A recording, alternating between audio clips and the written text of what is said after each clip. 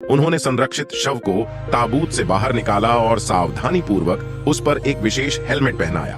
फिर किंग ने उस सैनिक की पलकें खोली जो अभी अभी मरा था, और हेलमेट पर जांच स्वचालित रूप से पहचान करने लगी और जल्द ही सैनिक की पसलियों पर लॉक हो गई। जैसे ही शोधकर्ता ने पुष्टि करने के लिए क्लिक किया, सैनिक की आंख की पुतली के ऊपर घूमती हुई स्टील की सुई अचानक आंख की पुतली के ठीक पीछे मस्तिष्क के सामने वाले हिस्से में घुस गई। फिर सैनिक की यादें एक विशेष भंडारण उपकरण पर अपलोड कर दी गईं। यह मस्तिष्क कंप्यूटर इंटरकनेक्शन का एक प्रयोग है। अब वह किए गए रोबोट मस्तिष्क में इनपुट करना चाहता है। उन्होंने जैविक सिग्नल ट्रांसमिशन को अनुकरण करने के लिए मानव मस्तिष्क की संरचना पर बाइनरी कोडिंग का उपयोग करके इसे प्रत्यारोपित किया। नव प्रवर्तन अभूतपूर्व था और उनका हृदय भी उतार चढ़ाव से भरा था। हालांकि जैसे ही प्रायोगिक विषय संख्या 345 ने धीरे धीरे अपना सिर उठाना शुरू किया, इस बार मानव जैसा व्यवहार दिखाई दिया। इस पूछताछ से एक बड़ी सफलता के बारे में जागरूकता पैदा हुई। जॉन ने युद्धाभ्यास को दबाने और सैनिकों के साथ संवाद करने की पूरी कोशिश की था, और एक शोधकर्ता की भी मौत हो गई थी। संकट में जॉन ने जल्दी से बिजली की आपूर्ति काट दी, लेकिन यह भी उसके लिए एक और विफलता की घोषणा थी। रोबोट के नष्ट होने की खबर तुरंत सामने आ गई। प्रबंधक को पता चला कि प्रबंधक ने उससे कहा था कि यदि उसे परिणाम नहीं मिले तो शेयरधारक परियोजना को निलंबित कर देंगे, इसलिए वह केवल उसे एक और मौका देने की पूरी कोशिश कर सकता है। जैसे ही प्रबंधक दरवाजे से बाहर निकला, उसे अचानक वह अनुस्मारक मिला जो उसने निर्धारित किया था।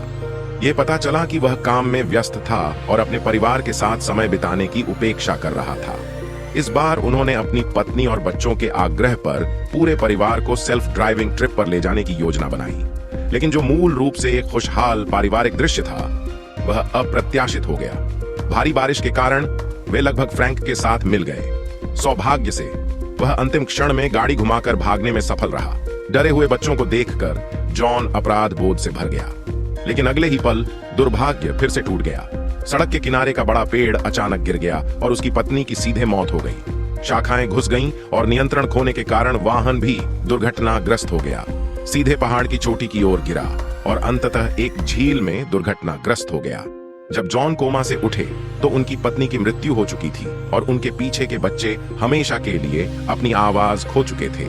उसने अपने दुख को दबाया और नदी से एक एक करके उन्हें गले लगाया। उसने देखा कि परिवार बेसहारा था और वह अकेला बचा था। वह थोड़ा असहाय था, भ्रमित होने की हद तक दुखी भी। स्तब्ध होकर वह रेंगते हुए अपनी पत्नी की ओर बढ़ा, यह कल्पना करते हुए कि वह पहले की तरह उसके साथ अपना प्यार साझा कर सकती है। लेकिन ठंडे शरीर ने उसे याद दिलाया कि वह कभी भी अतीत में वापस नहीं जाएगा। अचानक उसकी आंखों में दृढ़ संकल्प की झलक दिखी और फिर उसने धीरे से अपनी पत्नी को नीचे उतारा, फोन उठाया और कॉल किया, क्योंकि उसने उन सभी को पुनर्जीवित करने की योजना बनाई थी। इसे देखकर क्या आपने देखा कि मेरी एडिटिंग बहुत स्मूथ है?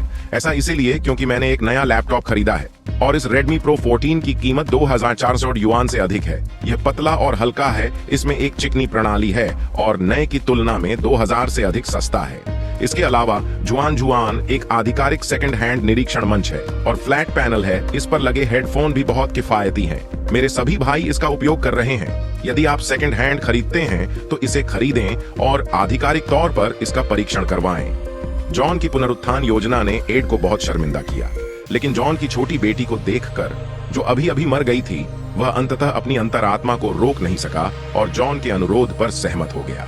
फिर उन्होंने कई लोगों की यादों को स्मृति में स्थानांतरित कर दिया और फिर जितनी जल्दी हो सके प्रयोगशाला में आ गए, क्योंकि पुनरुत्थान के लिए शर्त उनके शरीर को क्लोन करना था। ये क्लोनिंग कक्ष सर्वोच्च प्राथमिकता बन गए, लेकिन प्रयोगशाला में लोगों की भीड़ थी। खोजे जाने से बचने के लिए जॉन ने व्यक्तिगत रूप से अपने सभी रिश्तेदारों के जीन निकालने के बाद उन्हें जलाने की जिम्मेदारी ली। फिर एड ने प्रयोगशाला के क्लोनिंग कक्ष को जॉन के घर भेजा, लेकिन उसे खोलने पर पता चला कि वहां केवल 3 उपयोगी क्लोनिंग कक्ष थे, लेकिन बचाने के लिए 4 लोग हैं। इससे जॉन को मौके पर ही साइन अप करना पड़ा। एड ने उसे बताया कि इन क्लोन गोदामों का निर्माण करना महंगा था। उसके अधिकार क्षेत्र के तहत परियोजना के लिए 3 पहले से ही सीमा थी। ये तो छोड़ ही दें कि क्या वह अंतिम 4 को बचा सकता था। 3 को चुनना जॉन की यातना बन गया। वह खुद से हार मान ली। चुनाव का फैसला लॉटरी निकालकर किया जाना था, लेकिन इसे लिखने के बाद वह कुछ नहीं कर सका। अंत में उसने एड को भी उसे चुनने में मदद करने के लिए मजबूर किया, लेकिन किसी और ने निर्णय लेने की हिम्मत नहीं की। इस तरह की चीज में कोई फर्क नहीं पड़ता कि उसने कैसे पूछा, एड इस बार को चुनेगा। रात भर सोचने के बाद उसने अंततः हार मानने का फैसला किया। मेरी अपनी सबसे छोटी बेटी, क्योंकि एड क्लोनिंग तकनीक के प्रति समर्पित है, प्रारंभिक चरण में पूरी प्रक्रिया सुचारू रूप से चली। लेकिन अब एक समस्या है, यानी पूरा क्लोनिंग चक्र 17 दिनों तक चलता है। अगर इस अवधि के दौरान बिजली गुल हो जाती है, सारे प्रयास व्यर्थ हो जाएंगे, सोचना व्यर्थ हो जाएगा। सैन जॉन में उसने टूल बॉक्स उठाया और जल्दी से निकल गया। अगले दिन तक उसके घर में सैकड़ों अतिरिक्त बैटरियां थीं। हालांकि बिजली भंडारण की समस्या सफलतापूर्वक हल हो गई थी, इससे पहले कि जॉन को आराम करने का समय मिलता, एक और सवाल मन में आया। वह है उसकी युवा बेटी की याददाश्त। क्या उसकी पत्नी वास्तव में पुनर्जीवित हो गई थी? तो उसे अपनी छोटी बेटी के बारे में सब कुछ कैसे समझाना चाहिए? इस प्रकार का दर्द चाकू से काटने जैसा होता है। एक बार जब वह गलती करता है तो वह केवल गलतियां ही करता रहेगा। हताशा में वह केवल अपनी छोटी बेटी की, अपने परिवार की सभी यादों को सुलझा सका। भले ही वह फिर से झिझका, फिर भी उसने डिलीट दबाया। लेकिन जैसे ही परिवार की ओर से छोटी लड़की की यादें जल्दी ही खत्म हो गईं, मेरे दिल में दबी हुई उदासी पूरी तरह से फूट पड़ी। एक रात की खोज के बाद वह गहरी नींद में सो गया, लेकिन दरवाजे पर दस्तक से उसकी तनावग्रस्त नसें जल्द ही जाग गईं। बच्चे के शिक्षक ने छुट्टी मांगी और अपनी पत्नी के लापता होने की समस्या को हल करने के लिए बहाने बनाए। सब कुछ हो जाने के बाद उसने फिर से निमोनिया होने का नाटक किया। उसने जानबूझकर इसे अपने पर्यवेक्षक को दिखाया, लेकिन जब उसने अपने सहकर्मियों से कहा कि वह कुछ दिनों के लिए स्वास्थ्य लाभ के लिए वापस जाना चाहता है, तो उसने पाया कि उसकी छोटी बेटी की यादें हर जगह थीं और वह इसके बारे में कुछ नहीं कर सकता था। एक बार जब झूठ बोलना शुरू हो गया तो वह पहले से ही वापसी की राह पर था। जब वह घर पहुंचा तो उसने निर्णायक रूप से अपनी छोटी बेटी से सब कुछ छीन लिया। जल्द ही क्लोन गोदाम की प्रगति 90% तक पहुंच गई। त्रासदी यह है कि एक घातक समस्या है जो हस्तांतरित स्मृति की पुनः रिकॉर्डिंग है। जॉन को कभी भी कोई सटीक समाधान नहीं मिला है।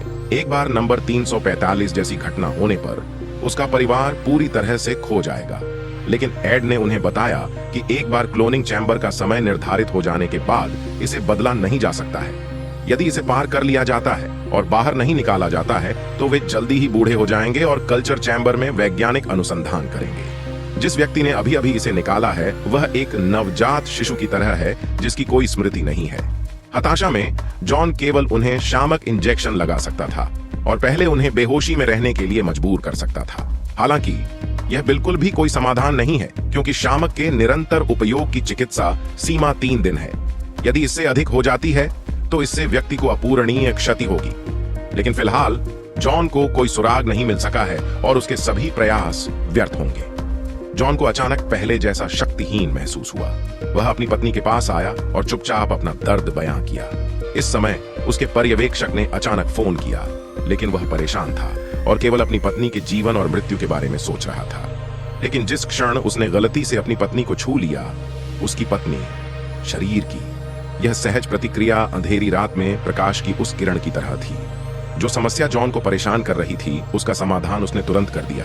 यह पता चला है कि मानव स्मृति और मशीनों को बेहतर ढंग से एकीकृत करने के लिए उन्होंने जानबूझकर मानव डिजाइन परिणामों का अनुकरण करने के लिए रोबोट मस्तिष्क का अनुकरण किया, या बाइनरी कोडिंग के उत्पाद स्वाभाविक रूप से मानव मस्तिष्क में बायोमास के संचरण के प्रति प्रतिरोधी होते हैं, और यही वह चीज है जो नंबर 345 को अनुकूलित करने में असमर्थ बनाती है। लेकिन अगर इंसानों द्वारा जलाई गई स्मृतियों को क्लोन किए गए प्राणियों के दिमाग में स्थानांतरित कर दिया जाए तो अंग प्रत्यारोपण के समान कोई हिचकिचाहट नहीं होगी। इसलिए इसका पता लगाने के बाद उन्होंने जल्दी से मापदंडों को पूरा किया और इसके कारण उनकी पत्नी और परिवार सफलतापूर्वक पुनर्जीवित हो गए। लेकिन उनके सुपरवाइजर को यह सब पहले से ही पता था। जॉन को किसी ने परेशान नहीं किया। इसका कारण यह है कि कंपनी ने इससे संबंधित सभी हस्तक्षेपों को पहले ही दबा दिया और अब जॉन का परिवार सीधे 344 से 348 की संख्या में सिमट गया है।